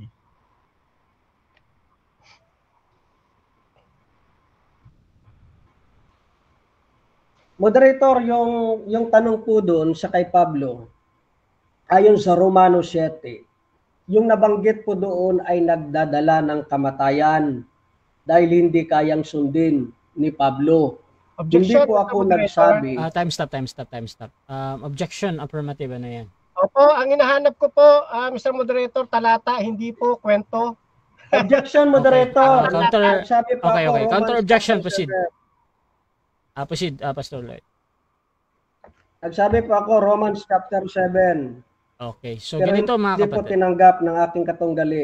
7 ano yan? Romans 7 ano?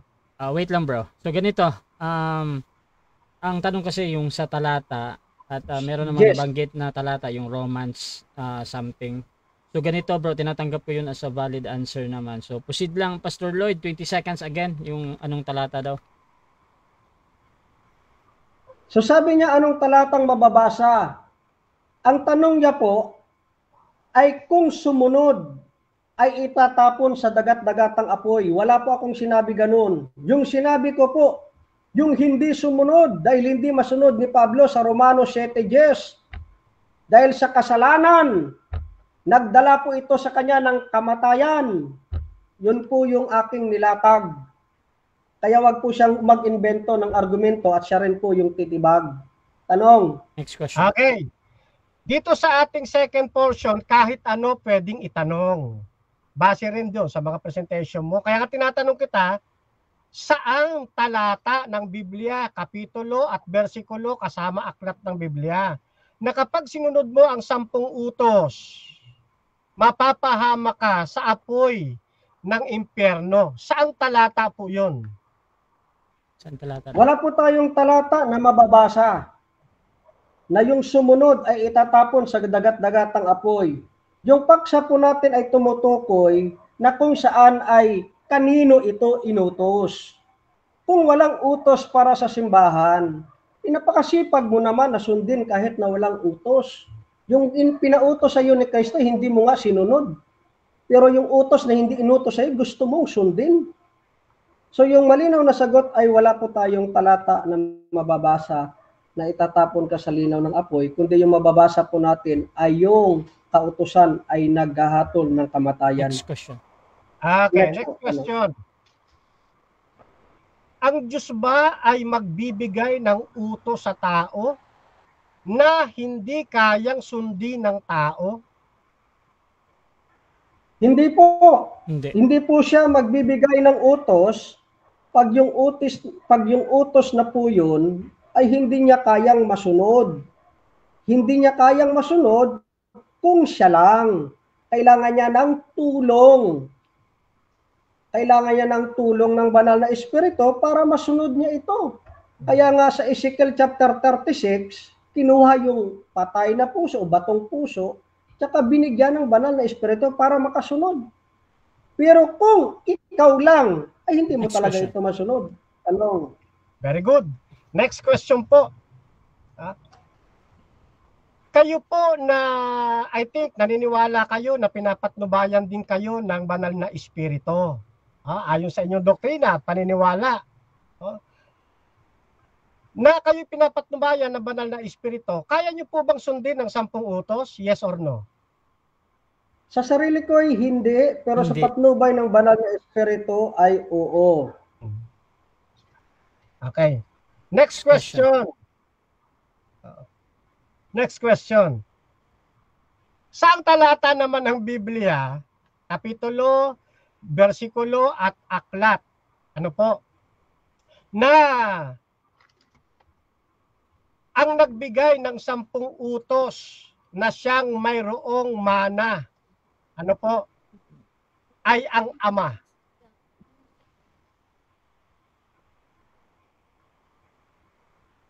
Sagot? Pakiulit ng tanong, moderator. Paulit Medyo may ingay ata sa ano. Iwan Sige, ko papaikling ko na lang. Saang talata mo mababasa na yung Ama ang siyang bumaba doon sa bundok ng Sinai? Marami po Exodus 20, Exodus, yung nilatag ko kanina by context na kung saan siya po yung nagpapakita kay Moses. Kahit po sa Exodus 3, nandun din po yung Ama. Hindi lang po si Kristo yung naroon. Tanong. Okay. Ibig mong sabihin, dalawa ang ako nga, yung Ama at saka si Kristo? Yung ba ibig mong sabihin? Yes po, Yes. tumutukoy po yan. Mayroong talatang mababasa sa Old Testament na ako, amo ako, yung aye, asya iye, yung sa Old Testament, kahit ganun din po sa New Testament. Pero yung I am ay na-apply din po sa New Testament kay Kristo. So kaya pag sinabi mong ako, amo ako, hindi lang po yan tumutukoy sa anak, Next question. kundi tumutukoy din Okay. po sa ama. Yung ako nga, tinawag na angel of the Lord o anghel ng Panginoon, no? At sabi po ninyo, yung ako nga tumutukoy din po yan sa Ama. Okay? Nang sabing angel of the Lord, kaninong messenger ang Ama? Sino nagpadala sa kanya? Sino ang nagsugo sa Ama? Ayon po sa pag-aaral, yung angel of the Lord po ay tumutukoy po yan kay Kristo. At yan po yung nagre-representa na kung saan ay inutusan din po ni Kristo na nakita ni Abraham that time. Pero yung nagpakita po kay Abraham, na nakita ni Abraham yung kanyang kapanahunan, ay nung panahong iyon ay hindi po upang Next magbigay ng 10 utos. Okay. Last 40 Yung seconds. angel of the Lord na bumaba sa bundok ng Sinai, yun ba yung Ama na nagbigay ng 10 utos? Yes or no? Hindi pa po. Hindi. Dahil yung nagbaba po doon, na nagpakita po doon ay yung Ama po mismo. Dahil yung pagbaba po ni Kristo ay nung panahon na isinilang pa lang siya ni Maria. At nung panahon na kung saan ay nagmamanifestar siya bilang anghel sa Old Testament na angel of the Next Lord. question. sino yung naglabas na Diyos? Sinong persona yung naglabas? Time na. Okay, so dyan nagtatapos mga kapatid ang second stage ng ating debate. At shoutout muna sa ating nasa live, kay Leodel Pabilona. Sabi niya, wala daw siya patnubay ng espiritu kaya walang 10 commandments sa buhay niya. Naku po. Shoutout din kay Charleston Medina. Kahit anong gawin mo, Pastor Lloyd, makakadautal-utal ka, Pastor. Ang lupit. Okay. Shoutout din kay Rex Clowns. Ayos ang sagot. At sana laging mapatnubayan ng banal na espiritu si Pastor Lloyd para makasunod sa 10 utos. Shoutout din kay Joel Pablo. So wala ka sa patnubay ng banal na espiritu, Pastor, kasi hindi mo sinunod ang 10 utos. Shoutout din kay Jason Dignos. Oo na daw. At shoutout din kay Dritz. Masira ang mesa mo niyan sa kakapukpok basta wala maisagot. Dilat ang mata. Shoutout din kay Danilo Tano. Wala tong pastor na to sa Calvinist Kapitulo Bunganga versikulo Laway. Wala sa tema, hindi to marunong sa debate. Kung ako ang membro nito, iiwan ko na to, pastor na to, nakakahiya. At shoutout din kay Jerry Villamer, Kwentong Barbero pala. Ray Namay, wala na, slide na si Pastor Lloyd. Wala nang makambyo, kaya kung ano-ano na lang ang tinatanong niya. Fighter Cloud, saan ba sa kautusan ang hindi kayang sundin? At shoutout din kay Romeo Anggo. Ang paksa ay ang 10 utos ay kautusan ni Kristo. Wala nang nabanggit sa paksa ang pangalan ni Moises. Palaging out of topic si Paki Pastor. Dako tayo sa final conclusion at mauna dito si Pastor Lloyd. Bilang negatibo na ang 10 utos ay utos rin ni Kristo. Pastor, 5 minutes, your time start na. Okay, mga kapatid. So, dun po sa comment section, nagkabuhol-buhol po dito yung mga turo ng SDA. Una, hindi po nila nauunawaan yung law of Moses at law of Christ na magkaiba po yan. Kaya nga ako ay naaawa sa kanila. Ipag sinabi mo naman na bakit binabanggit yung law of Moses, kasi nga po, yung tinutukoy ninyo ay law of Moses, pero yung tinutukoy ko ay law of Christ. At kailanman hindi po yan tinuro ni Kristo, yung law of Moses, sa simbahan. Ihinanapan ko nga siya saan mababasa na spiritual Israel ang simbahan. Wala naman siyang nailatag. May nailatag siya, natibag naman. Patungkol sa existen naman yun ni Kristo. Wala naman tayong problema doon. Yung problema po dito ay kung inutos ba yan sa simbahan at yan ba ay talagang utos ni Kristo.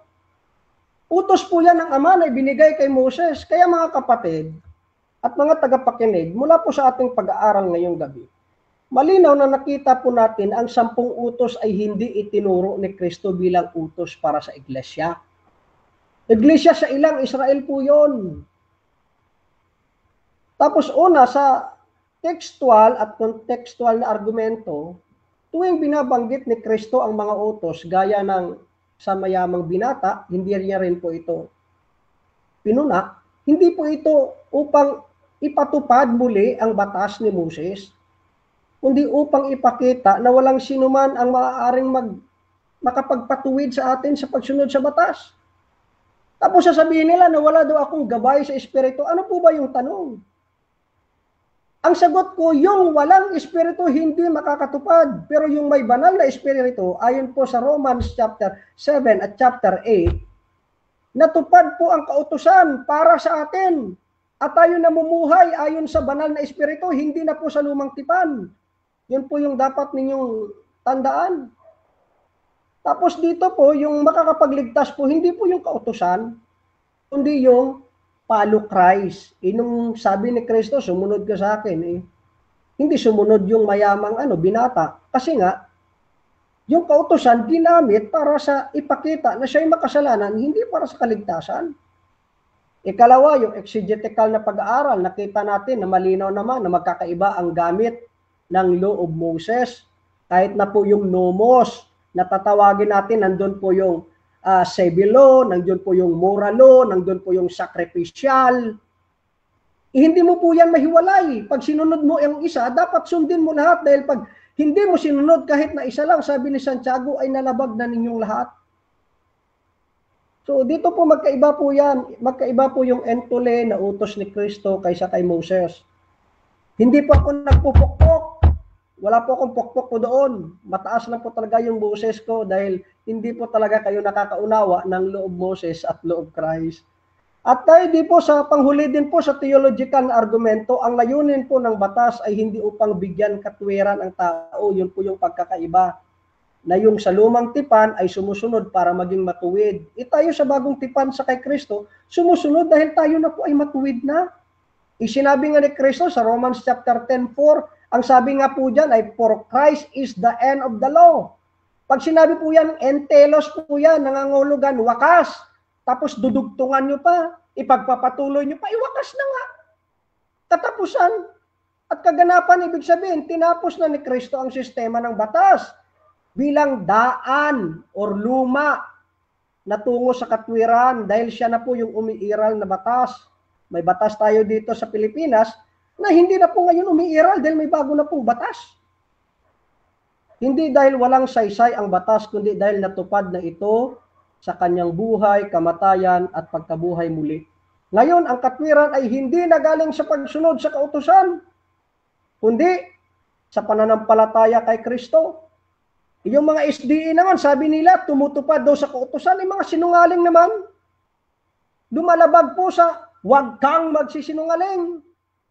Ang 10 utos, mga kapatid, ay tipan po sa pamamagitan ni Yahweh at ng Israel.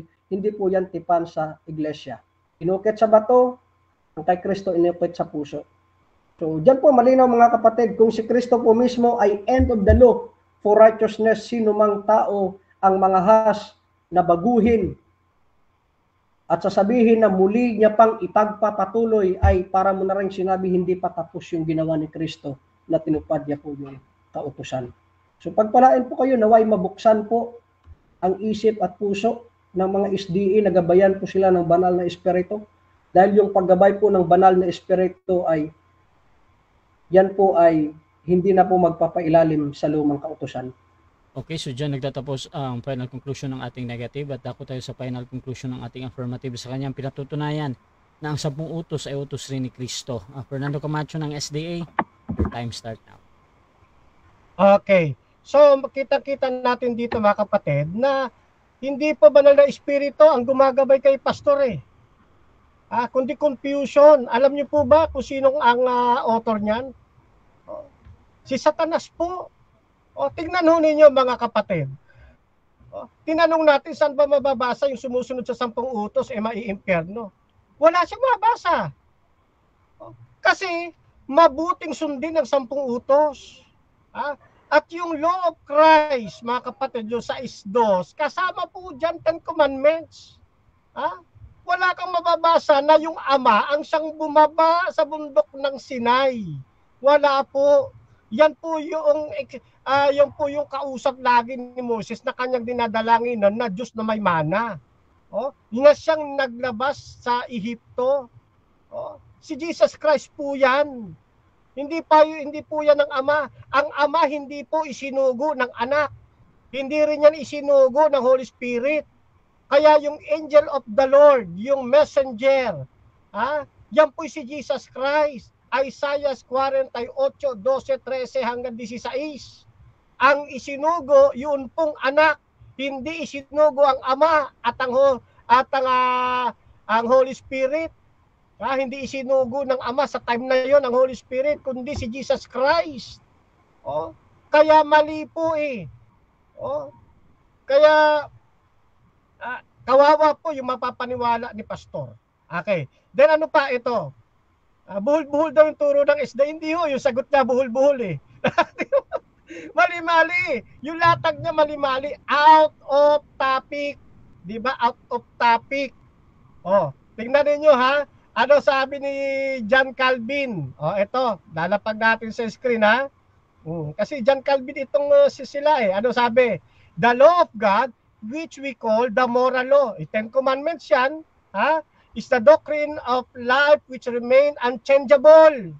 Hindi nababago. And by which Christ Himself direct His people. Pinapatnubayan nga ng Panginoon sa Kristo na sundin ng 10 utos yung moral law eh. Tapos sasabihin naman ng kausap natin, wag sundin. Ha? Sabi ni John Calvin ito eh. Oh. Maliban na lang kung lalabag yung ating reform Calvinism kay John Calvin. Sabi ni John Calvin, mahalaga. Pinapatnubayan ni Kristo yung sumusunod sa moral law. Oh, eto pa sabi ni John Calvin, this is prescribed for people of all nation and all times. Oh, kita nyo na. Pati si John Calvin na father niya tinututulan yung negative. Sinabi na nga ng tatay ninyo si John Calvin na dapat sundin eh. Kayo naman ayaw nyo sundin. O, tinanong natin, magbibigay ba ang Diyos ng utos na hindi kayang sundin ng tao? Ano po sagot? Hindi daw talagang pag nagbigay ang Diyos ng utos, kayang sundin ng tao. Lalo na kung may Holy Spirit. Yes! Ganun naman talaga siya ng Adventist eh. Hindi sinusunod yan ng Adventist sa sarili ng kakayanan, kundi laging sa tulong ng Panginoon Kristo at patnubay ng banal na Espiritu. Kaya mag-Adventist ka, pastor. Huwag ka dyan malimali doktrina dyan. Kawawa ka dyan. Maging kasangkapan ka sa pagliligaw. Spiritual juice. Roma 2:28 hanggang 29. Diyan po yan nakatala. Kaya pagka hindi ho alam wala talagang talatang mahuhugot eh. Tapos yung SDA daw hindi daw tumutupad, hindi daw natupad. Alam niyo po yung mga nagsasalitang yan, ang ama po niyan yung accuser, taga-bintang. Sino po yan? Si Satanas po. Kaya hindi Holy Spirit yung pumapatnubay sa negative eh. Ang pumapatnubay sa kanya yung accusers, yung taga-bintang. Yan po yan mga kapatid, si Satanas po yun. Kasi si Satanas, yan ang motibo niya, ayaw niya sumunod ng tao sa 10 utos. Tapos may topic, maliwanag yung topic, nililihis. Dapat natutunayan ng negative, yung 10 utos, hindi utos ni Kristo. Okay, si Moises, hindi niya natutulan, si Moises Kristiyano. Sabi niya, tama naman daw. Hindi niya natutulan. Si Esteban doon sa Acts 7:38, Kristiyano rin po yun. May utos po yun. Yung sa mayaman, yung sa mayaman, nasunod nga nung mayaman eh. Ano kulang sa mayaman? Total surrender. Pero yung kautusan, nasunod niya. Ang kulang lang sa kanya, lubos na pagpapasakop. Yun ang dapat aralin ng negative side. Ng negative side. Ano pa? Kaya buhul-buhul talaga eh. 8 Gs, hindi nawawala dyan ng 10 Commandments. Yan. Kaya wala ho siyang naipasa eh. Paano puro list siya? Kasi sa topic. Salamat po. Okay, so dyan nagtatapos mga kapatid ang debate natin between SDA and Reformed Calvinist. At before natin end yung ating live, syempre gusto ko muna kayong magpasalamat sa ating mga audience. At siguro kung meron kayong mga program, pwede nyong i-announce dito. At munahin natin si Bro Fernando. Opo, isa pong pagpapasalamat natin ng malaki sa ating Panginoong Diyos sapagkat natapos ang usapang ito na I hope may mga natutunan ang mga taga-subaybay. At umaasa po kami mga kapatid na suportahan po ninyo yung aming mga YouTube channel. Type nyo naman po, Fernando V. Camacho Jr. Lalabas na po dyan ang Back to the Truth Ministry. Ano po? At syempre, pasasalamat din bukod sa ating Panginoon, kay kapatid na Rasha Vista, na siya pong naging patas na moderator natin. At sa napakaayos na kausap ng ating pong Pastor Lloyd Labrador Solatorio na isang Reformed Calvinist, ay kung wala po siya, wala rin ganitong usapan. Ayan. Kaya naman, sa tutuwi na mga kapatid, lagi ko kayong ipinapanalangin at ngayong gabi, iniiwan ko kayo sa mapagmahal na palad ng ating Panginoon. Hasta la vista. Viva el Señor.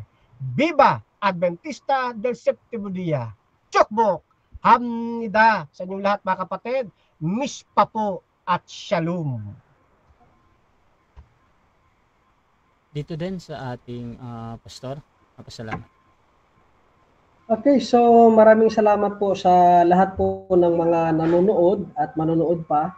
At siyempre po, subaybayan niyo po yung Kabuhi Isang Manugwali at kahit po sa page po ng Pastor Lloyd Labrador Solatorio, may exegetical at hermeneutical po tayo diyan na aral. Maaaral po natin diyan yung loob Christ at loob Moses Maaaral din po natin diyan na kung saan ay hindi po si John Calvin ang standard ng ating pagtuturo o Biblia. So pwede po kayong mag-like, mag-follow para malaman nyo po yung turo ng Biblia, hindi po yung leader na tao lamang. Dahil sila rin po ay nagkakamali sa turo. Tapos po, pasalamatan ko rin po si Brother Russia sa patas niya po na pag-moderate. Dahil dito po tayo nagsimula at dito rin po tayo natututo na tumayo sa katotohanan at siyempre po, dipinsahan yung turo ng Biblia. Kay Brother Camacho, maraming salamat din po na kung saan ay mabuting katunggali. So hopefully sa susunod na araw ay marami pa po kaming madibati or matalakay kahit patungkol po sa kaligtasan at sanctification. So bukas meron po kami ni Sir Ruben, SDE din po. So subaybayan nyo po at ilalatag po natin doon ang katotohanan. God bless po sa inyo. To God be the glory. Sa Diyos lamang po ang kaluwalhatian. God bless you all. Okay, Russia TV, gusto din magpasalamat sa laging sumusuporta at laging naniniwala sa ating pagmamoderate. Kung gusto niyo sumali sa ganitong gawain or maghamon man sa dalawang ito, nandito si Fernando Camacho ng SDA at Pastor Lloyd. At pwede niyo akong gamitin as mediator sa iyong pag-usap basta sumasang-ayon na kayo sa lahat ng patakaran dito sa aking platform, mga kapatid. Kasama din dito yung lahat ng kondisyon ng ating debatista gaya ni Fernando Camacho. Meron silang kondisyon gaya ng dapat nagpo-on cam or si Pastor Lloyd. Siyempre merong mga ganon. At meron din silang mga requirement, mga kapatid. So please you can follow them, mga kapatid, kung gusto nyo magsuri sa SDA at kay Pastor Lloyd sa Reformed Calvinist dahil nagla-live din sila. Meron silang mga content doon. At mga kapatid, you can follow me also, Russia Vista, mga kapatid. Ito lang yung profile ko. So dito ako nagla-live sa sarili kong personal profile ko. At please subscribe yung ating YouTube channel, Russia Debates, dahil itong debate na ito ay pupunta doon. So maraming salamat, mga kapatid. This is Admin Russia ng Russia TV, and we're out.